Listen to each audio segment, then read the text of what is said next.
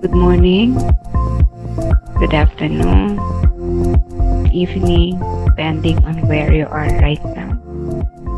There is no space and time between us. There's only oneness at the present moment. We are now on diary entry number 845. Before the vigil supper, I entered the chapel for a moment to break the wafer spiritually with those dear to my heart. I presented them all by name to Jesus and begged for graces on their behalf. But that wasn't all. I commended to the Lord all those who are being persecuted, those who are suffering, those who do not know His name, and especially poor sinners. O little Jesus, I fervently ask you, enclose them all in the ocean of your incomprehensible mercy. O sweet little Jesus, here is my heart. Let it be a little cozy dwelling place for yourself. O infinite majesty, with what sweetness you drew close to us. Here there is no dread of the thunderbolts of the great Jehovah. Here there is the sweet little Jesus. Here no soul is afraid, although your majesty has not been lessened, but only concealed itself. After supper, I felt very tired and was in pain. I had to lie down, but I kept vigil with the Most Holy Mother, awaiting the arrival of the little child. Bago ang bihilya ng hapunan, pumasok ako sa kapilya ng ilang sandali upang espiritual na paghati-hatiin ang tinapay para sa mga taong malalapit sa aking puso. Inihandog ko silang lahat, bawat pangalan kay Jesus, at nagsumamo ng paggrasya para sa kanila. Pero hindi lang yon. Inihabilin ko rin sa Panginoon ang lahat ng mga pinag-uusig, lahat ng mga nagdurusa, lahat ng mga hindi siya kilala, lalong-lalo na ang mga abang makasalanan. Kumunting Jesus, taimtim kong hinihiling sa iyo. Ikulong mo sila sa karagatan ng iyong tihim alok na awa. O matamis na batang Jesus, narito ang aking puso. Hayaang maging munting maaliwalas na pahingahan para sa iyong sarili. O walang hanggang karingalan sa anong katamisan mo inilalapit ang iyong sarili sa amin. Dito, walang pangamba ng kulog at kidlat ng dakilang Jehovah. Dito, narito ang matamis na batang Jesus. Dito, walang nangangambang kaluluwa. Bagamat ang iyong karingalan ay hindi na mabawasan, bagkus ikinukubli lamang. Pagkatapos ng hapunan, naramdaman ko ang sobrang pagod at marinding sakit. Kinailangan kong mahiga. Subalit na natili akong nagbabantay kasama ang pinakabanal na birhen. Naghihintay sa pagdating ng munting bata. So kung matatandaan natin yung diary entry kagabi, ganito rin yun, yung Christmas time. Nakauwi muna pansamantala si Faustina mula hospital sa kongregasyon sa kanilang congregation house. Masaya siya kasi nakasama niya muli ang kanyang mga kasamang madre. At dito ang sinabi niya, pinagati-hati yung tinapay spiritually. At yung mga tinapay na yun, hindi to yung consecration baka kasi anay natin na nagko-consecrate siya.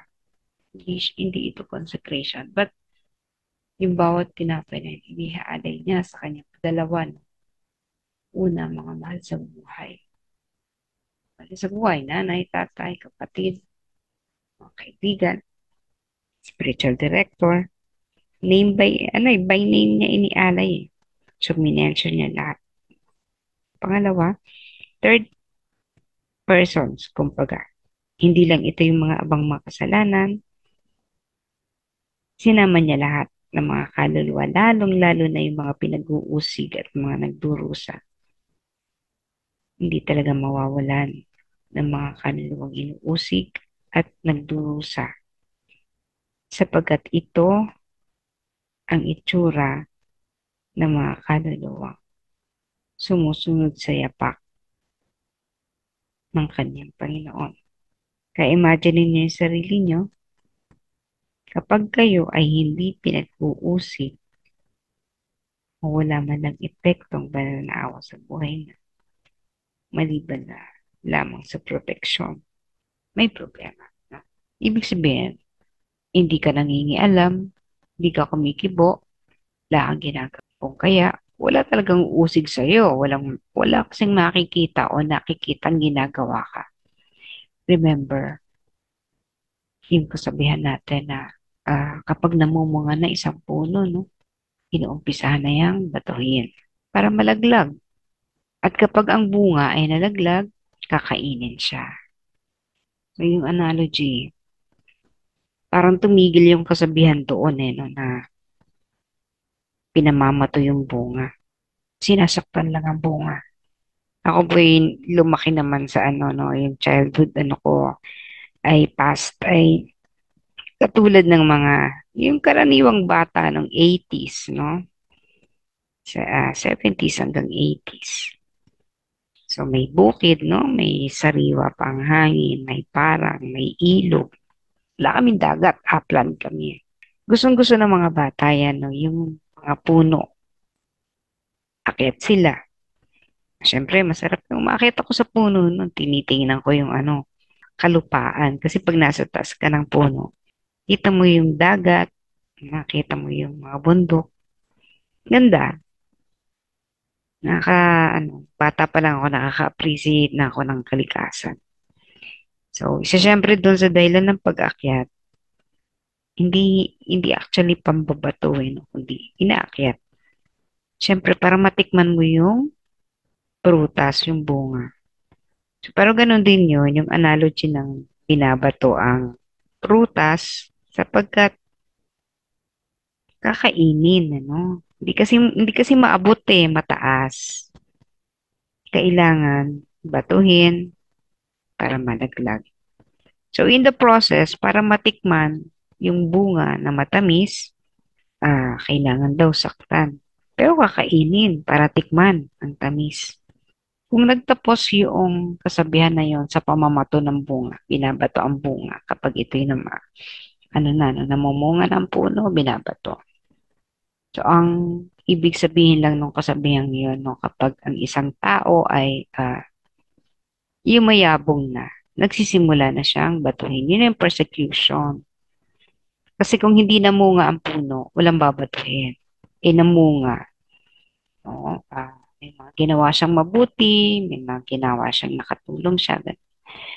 So, karaniwan, ganun tayo. Na minsan, naiinggit tayo doon sa progress ng kapwa natin. So, we tend to do something sa dulot ng ating inggit, binabato natin. Pero yun nga, kung hindi ito namunga, hindi siya babatuhin. So you have to be thankful. If you are the one being stoned, ikaw yung binabato, be thankful. Kasi kaya ka minto, nagbunga ka. Kailangan ka usikin. Tulad ni Kristo, tulad ni Jesus.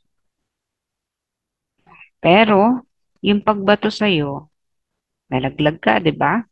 Kailangan ka malaglag kasi masyado siguro mataas, no? Hindi ka nga maabot kaya kailangan kang batuhin. Ang ibang term namin doon, binabalibak.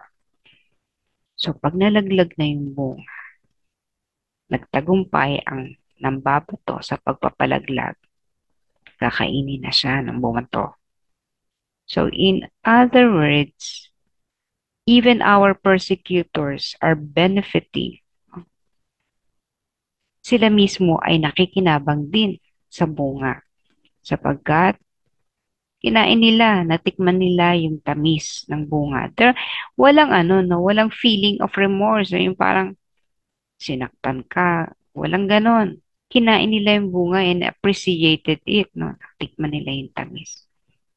So yung paraan, sa marami sa mga tao, ang paraan para matikman yung benefit, yung bunga ng ginagawa natin ay sa pamamagitan ng persecution. At habang tayo ay nalalaglag, nasasaktan, may mga tao na nakikinabang sa ating sakripisyo, sa ating pagpapagal. So, ganun mo siya iisipin. Masakit yung batuhin ka at malaglag ka, di ba? Masakit yun. Lagapa ka eh. But in that process, katulad ni Jesus, when he pierced the side of Jesus, bumukal ang dugo at tubig. Siyempre, namatay si Jesus, di ba? Anong naging epekto ng dugo at tubig ni Jesus na dulot ng pagkakasaksak sa tagiliran niya? Di ba yung mismong tumusok sa kanya, gumaling yung mata, nakakita, nakita ang liwanag. Uy, ganun pala ang daladala ng taong pinatay ko. And immediately there was conversion. So, na-transform, karoon ng pagbabago. Ang ating pagdurusa ay nakakatulong maging sa mga taong nambabato sa atin o nananakit sa atin o nanguusig sa atin. Ganun ang epekto sa atin. That is why Faustina never failed to pray for them, yung mga pinag-uusig. Kasi kasama siya doon eh, syempre, no? Pinagdarasal din niya yung sarili niya kasi siya mismo was persecuted during those times.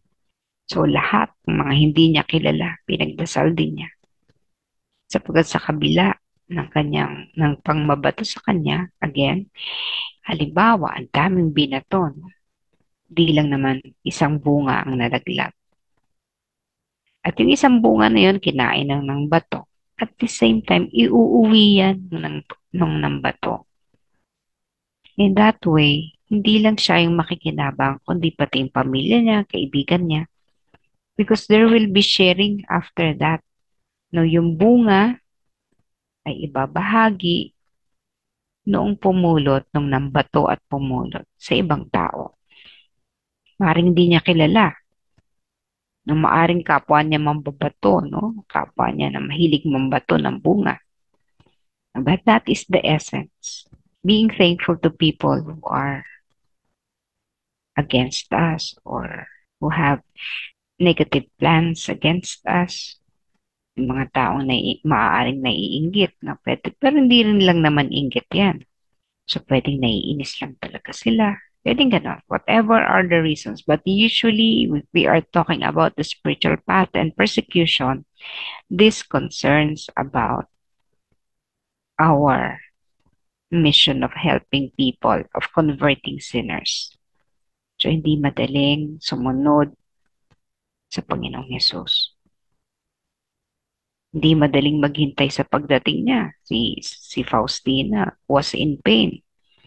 Pero at that present moment, she went back to what happened 2,000 years ago. Sinamahan niya si Maria, no, na labor. Nahihirapan na si Maria sapagkat isisilang na si Jesus. Walang walang kumatrona, walang ospital, walang magpapadali ng delivery. Di katulad ngayon. Papasaksak ka lang ng anesthesia, pagising mo, wala na. Na-operahan ka na, nabiyak na yung tiyan mo, nasa labas na yung bata. There was no such pain. Pero may pain pa rin yun thereafter. So si Faustina kahit pagod na, sabi niya, pagod na siya. And she was in pain. Pero sinamahan niya si Maria. Tandaan ko talaga yung tatay ko kapag manganganak na yung baboy, yung inahit. Di talaga yan natutulog. Puyat. No? Kasi anytime maaring manganak yung baboy. Eh pag nanganak siya, baka mamatay, madaganan. Yung laki-laki ng baboy, yung liit ng anak niya. Talaga napapagod siya sa pag-iintay, sa pag-aasikaso dun sa nanganganak na baboy. So, ganun din, no? Yung analogy, no? You look forward doon sa isisilang niya. Alam niya kasi kung sinong isisilang. Kaya, hindi man ito yung panahon na talagang ipinanganak si Jesus. Kaya lang kay Faustina kasi there was no past, there is no future. Everything happens simultaneously all at the same time. She can access the future. She can access the past anytime because there was no concept of time. Alam niya ano yan. Illusion lang ang oras. Christmas time. Again, Christmas time. Ngayon ay ordinary time na tayo. Pero sa Christmas time?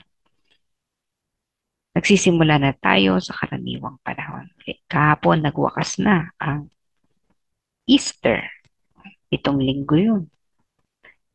Parang kumbaga sa gera at saka ito yung peace time.